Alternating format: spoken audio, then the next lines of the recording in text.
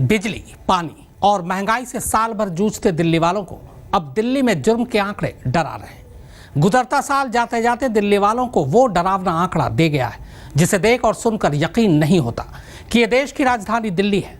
साल भर में दिल्ली में 100% जुर्म बढ़ गया। 2000 से ज्यादा रेप, 550 से ज्यादा मर्डर, 6000 से ज्यादा लूट।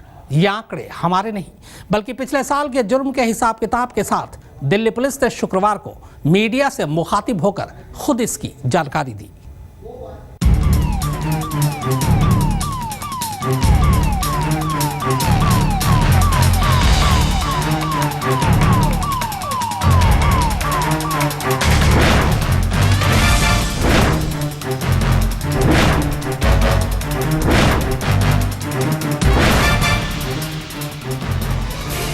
दिल्ली दरबार यहीं लगता है। देश के सबसे ताकतवर लोग यहीं रहते हैं। देश चलाने वाले यहीं बसते हैं। और तो और देश की सबसे स्मार्ट पुलिस फोर्स का तमगा भी इसी शहर की पुलिस के पास है।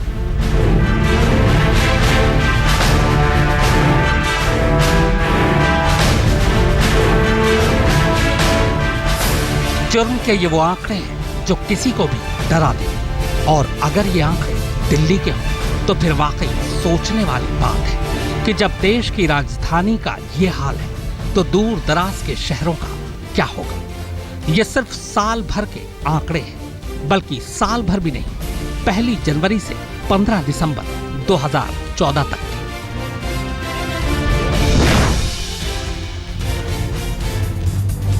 16 दिसंबर 2012 हुआ तो अपनी इसी स्मार्ट पुलिस फोर्स ने दिल्ली वालों को दिलासा दिया कि महिलाओं की इज्जत की हिफाजत के लिए पूरी ताकत झोंक देंगे, पर फिर किसी और को निर्भया बनने नहीं देंगे। जिस साल निर्भया ने रुलाया था उस साल दिल्ली में 706 निर्भया की अस्मत गई। पता नहीं दिल्ली पुलिस ने कौन सा दिलासा दिया था कि 2013 में रेप का आंकड़ा 706 से सीधे 1636 जा पहुंचा। सोचा चलो वक्त लगता है चीजों को संभालने में, संभल जाएगा, पर गलत सोचा, क्योंकि 14 में तो सारे रिकॉर्ड ही टूट गए। रेप का आंकड़ा 2069 तक जा पहुंचा, यानी दिल्ली में हर रोज औसतन 5 से 6 रेप के मामले दर्ज होते हैं।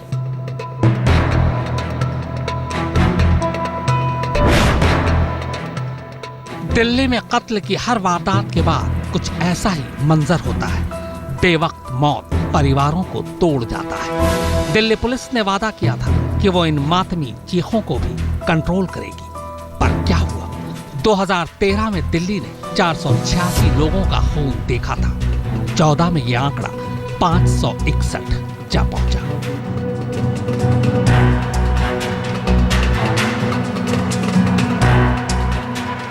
ये तो बानगी भर है, वरना एक सड़क हादसा छोड़ दे तो डकैती, लूट, छेड़खानी, छपटमारी, चोरी, वाहन चोरी, बस आप जुर्मों के नाम याद कीजिए, डरावने आंकड़े हाजिर हैं। आईपीसी के जुर्मों की जो लिस्ट है उस लिस्ट में हर चीज बढ़ी है। कुल मिलाकर दिल्ली में अपराध का ग्राफ साल 13 के मुकाबले 14 में 183% बढ़ गया है। अब सवाल यह है कि आखिर दिल्ली में जुर्म का ग्राफ क्यों बढ़ रहा है? क्या दिल्ली पुलिस अपनी ड्यूटी करने में नाकाम रही है? क्या मुजरिमों के दिलों से दिल्ली पुलिस का खौफ जाता रहा है? क्या दिल्ली की बढ़ती आबादी क्राइम के बढ़ते ग्राफ के लिए जिम्मेदार है? या फिर फ्री रजिस्ट्रेशन यानी हर मामले में ईमानदारी से एफआईआर दर्ज करने के चलते ऐसा हुआ है? क्राइम टीम दिल्ली आज तक। दिल्ली में क्राइम का ग्राफ दोगुना हो गया। रेप, मर्डर, लूट की वारदात लगातार बढ़ रही है, पर अपने कमिश्नर साहब कहते हैं कि इसकी वजह कुछ और नहीं बल्कि वजह यह है कि पुलिस अब ईमानदारी से एफआईआर दर्ज करती है, इसीलिए आंकड़े बढ़ गए। पर सवाल यह है कि जब जुर्म होता है तभी तो एफआईआर दर्ज होती है, फिर क्या यह दलील बचकानी नहीं है?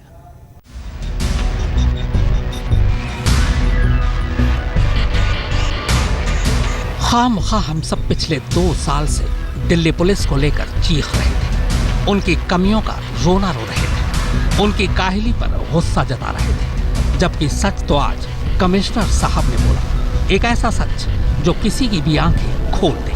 सच ये कि दिल्ली में महिलाओं के खिलाफ और बाकी अपराध का ग्राफ इसलिए बढ़ा है क्योंकि पुलिस अब ईमानदारी से ऐसे मामले दर्ज करती है। यानी दिल्ली में रेप, मर्डर या छेड़खानी के मामले पुलिस के निकम्मेपन की वजह से नहीं बढ़े, न ही इसमें पुलिस की कोई खामी है।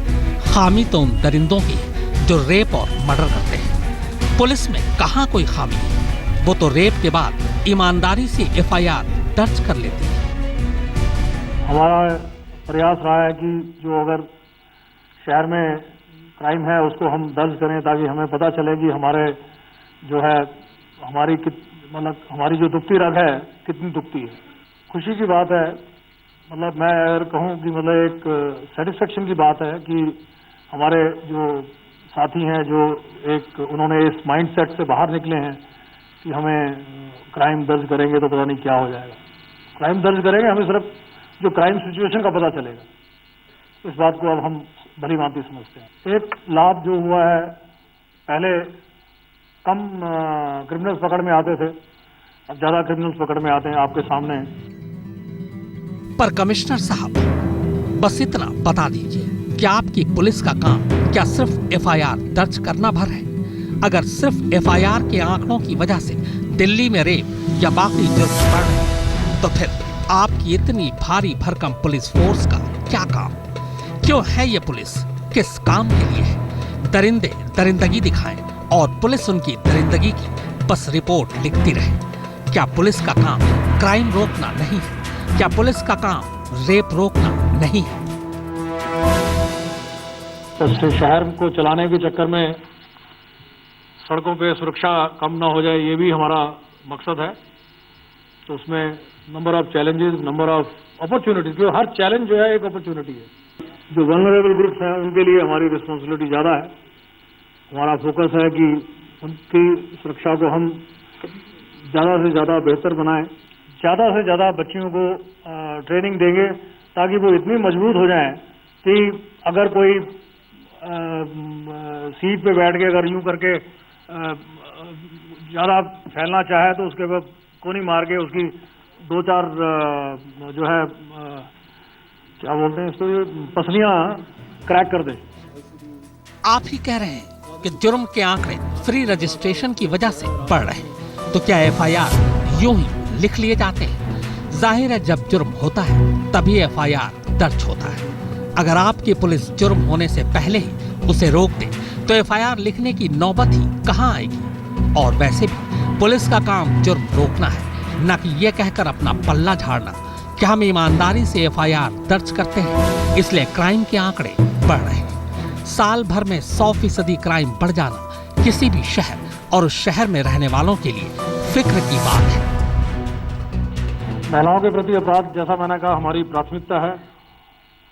जब तक वो दिन नहीं आता कि जब महिलाओं के प्रति अपराध ना हो, तब तक हमें अपनी जी तोड़ मेहनत करनी है इस बारे में। और आपका सहयोग मुझे उसमें चाहिए होगा कि आप भी एक मुहिम चलाएं महिलाओं के प्रति अपराध के खिलाफ, ताकि माइंडसेट बदले। सोच अच्छी है, हर तूफान के बाद एक उफान आता है जो बेहतरी के लिए होता है। शायद रेप का बढ़ता आंकड़ा भी समाज में हम सब के लिए एक बेहतर बदलाव लाए। और इसी सोच के साथ दिल्ली के पुलिस कमिश्नर ने दिल्ली की सूरत बदलने के लिए कई अहम कदम उठाने के दावे और वादे भी किए, और इन्हीं में से एक है ये मोबाइल ऐप्स। इसकी खासियत ये है कि महिला की लोकेशन पुलिस कंट्रोल रूम के पास में आ जाएगी। उसके अलावा 30 सेकंड के लिए ऑडियो वीडियो रिकॉर्डिंग भी पुलिस कंट्रोल रूम में आ जाएगी।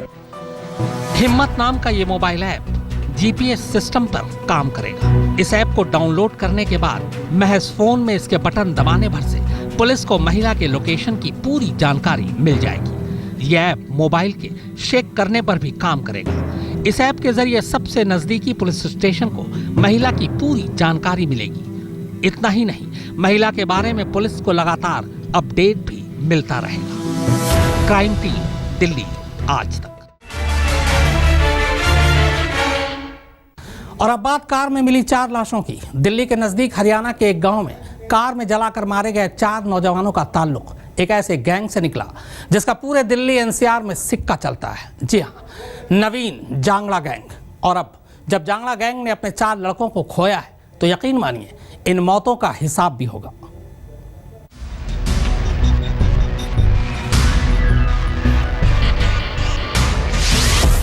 दिल्ली के गैंगवार ने ली 4 जानें।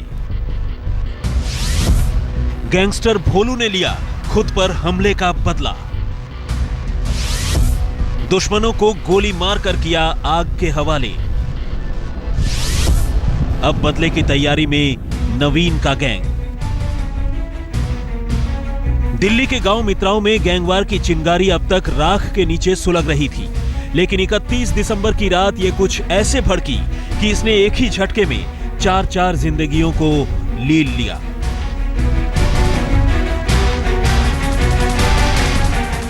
पहली जनवरी की सुबह जब दिल्ली से सटे हरियाणा के गांव इशरहेड़ी में लोगों ने एक कार में 4 जली हुई लाशें देखी तो सकते में आ गए, लेकिन पुलिस के लिए यह बिल्कुल एक ओपन एंड शट केस था।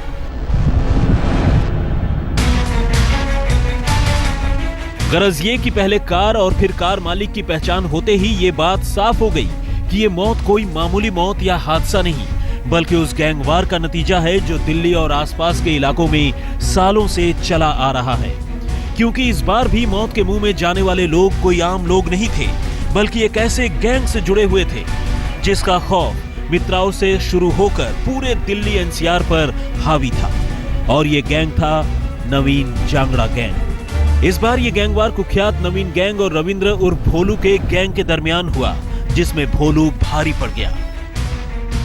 वैसे तो दिल्ली के गांव मित्राओं में एक नहीं बल्कि कई छोटे छोटे गैंग हैं जो सालों से गुनाहों में शामिल होने के साथ साथ एक दूसरे से टकराते रहे हैं। लेकिन हाल के दिनों में नवीन जांगड़ा के गैंग ने जिस तरह एक के बाद एक कई वारदातों को अंजाम दिया, जानकार बताते हैं कि उसके बाद से इस गैंग का सिक्का पूरे इलाके में चल निकला था। हालत ये रही कि नवीन के इशारे पर ही उसके गैंग के एक लड़के संदीप ने कुछ समय पहले रविंद्र उर्फ भोलू पर जानलेवा हमला किया था, लेकिन इत्तेफाक से इस फायरिंग में भोलू बच निकला। और बस इसी के बाद से नवीन और भोलू के गैंग के बीच चली आ रही दुश्मनी और भी ज्यादा गहरी हो गई। भोलू इसके बाद से बदला लेने के लिए सही मौके की तलाश में था और 31 दिसंबर की रात को उसे ये मौका मिल गया। इस रात भोलू ने अपने भाई धर्मेंद्र उर्फ गोलू और पूरे गैंग के साथ मिलकर पहले तो अपने दुश्मन नवीन के भाई मनीष जांगड़ा उर्फ सोनू को उसके 4 साथियों के साथ अगवा किया और फिर गोली मारकर मौत के घाट उतारने के बाद उन्हें संदीप की कार समेत हरियाणा ले जाकर आग के हवाले कर दिया ताकि उनकी पहचान मुमकिन न हो सके। यह और बात है कि अगले ही दिन पुलिस को न सिर्फ मरने वालों की पहचान पता चल गई, बल्कि एक ऐसा शख्स भी मिला जिसने फोन पर ही सही इस गैंगवार की पूरी कमेंट्री लाइव सुनी थी। 1 जनवरी 2015 को हरियाणा के झज्जर में एक कार में 4 नौजवानों की जली हुई हालत में लाश मिली। जानकारों की माने तो इन चारों की लाश गैंगवार का अंजाम नहीं बल्कि गैंगवार का आगाज है, क्योंकि जानकार बताते हैं कि इस गैंगवार में मारे गए मनीष का भाई नवीन जांगड़ अब अपने भाई की मौत का बदला जरूर लेगा। कैमरामैन संजय खान और रोहतक से भूपेंद्र मोर और दिल्ली से अनिल बालियान के साथ पुनीत शर्मा, आज तक। एक तरफ गैंगवार और दूसरी तरफ गैंगवार की कमेंट्री लाइव। जी हाँ, दिल्ली से सटे हरियाणा के गांव इशरहेड़ी में जिस गैंगवार में 4 लड़कों की जान चली गई, पुलिस की माने तो इन्हीं लड़कों का एक दोस्त गैंगवार की यह वारदात अपने मोबाइल पर कुछ देर तक बिल्कुल लाइव सुनता रहा, लेकिन इसके बाद उसके दोस्तों का मोबाइल फोन ही स्विच ऑफ हो गया और अगले दिन सुबह चारों दोस्तों की लाश मिली।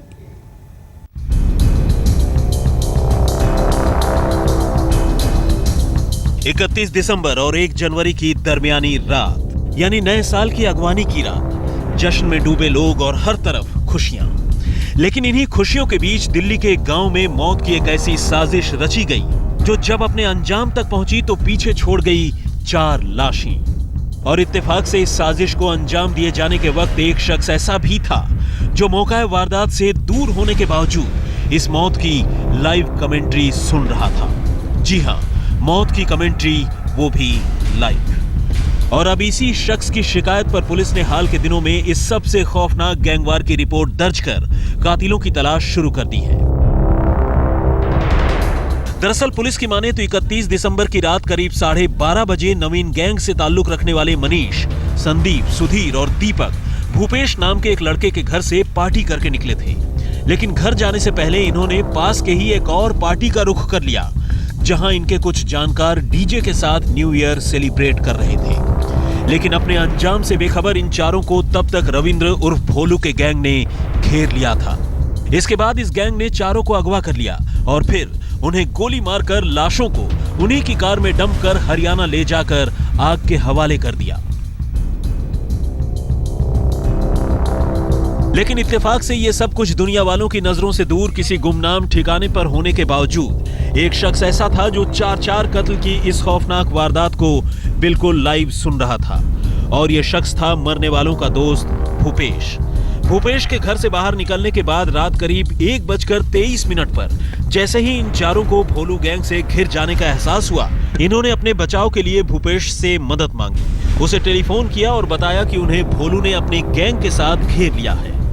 लेकिन इससे पहले कि भूपेश उन्हें बचने का कोई तरीका बता पाता, न सिर्फ सुधीर बल्कि उसके साथ मौजूद 3 और लोग मनीष, संदीप और दीपक, चारों के मोबाइल फोन स्विच ऑफ हो गए। हरियाणा के झज्जर में एक कार में मिली 4 लाशों के बारे में पुलिस की माने तो पुलिस के सामने आए इकलौता गवाह भी पुलिस की शक की निगाहों से दूर नहीं है। पुलिस का यह मानना है कि अगर उसको रात में ही अपने दोस्तों का दुश्मनों से घिरे होने का पता लग गया था तो उसने इस पूरे मामले की इत्तला पुलिस को क्यों नहीं दी। पुलिस की माने तो अगर वक्त रहते वो दोस्त अपने दोस्तों के बारे में पुलिस को इत्तला कर देता तो शायद उसके ये चारों दोस्त आज जिंदा होते। झज्जर से सुरेंद्र सिंह और दिल्ली से अनिल बाल्यान और कैमरामैन संजय खान के साथ पुनीत शर्मा, दिल्ली आज तक।